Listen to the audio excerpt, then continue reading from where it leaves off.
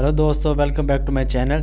अगर आपकी छाती में सालों से बलगम जमा हुआ है, आपको बार बार बीमार करता है, गले में बलगम जमा हुआ है या आपको बार बार एलर्जी, नज़ला, ज़ुकाम या खांसी की शिकायत होती रहती है, तो आज इस वीडियो में हम आपको बताएंगे इन सब प्रॉब्लम को दूर करने की घरेलू नुस्खे।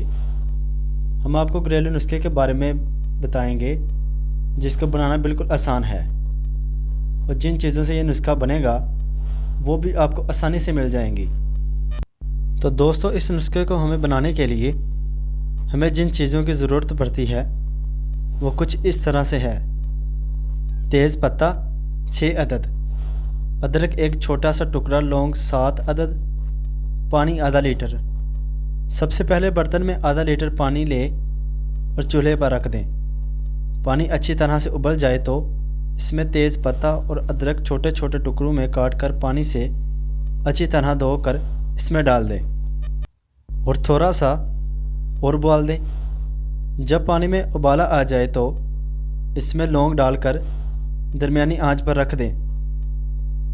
जब ये ठंडा हो जाए तो इसे जान लें। फिर इसमें 4 चम्मच शहद डालकर इसमें मिक्स करना है।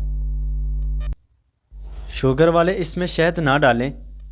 आपने इसे जल्दी इस्तेमाल करना है तो 1 गिलास नीम गर्म पानी में 2 बड़े चम्मच डालकर इसमें आधा नींबू का रस डालकर अच्छी तरह से मिक्स करके पी लें।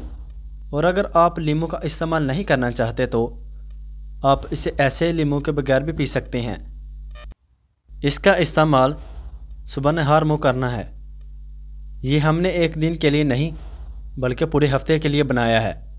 इसे अगर रोज़ाना इस्तेमाल करना है तो इससे आपकी सेहत को फ़ायदा होगा। दोस्तों, अगर आपको ये वीडियो अच्छी लगी है तो फ़ायदेमंद लगी है तो वीडियो को लाइक कर दो और हमारे चैनल को सब्सक्राइब कर दो। Thank you. अल्लाह हाफिज़। मिलते हैं अगली वीडियो में, तब तक के लिए अल्लाह हाफिज़। दुआओं में याद रखिएगा।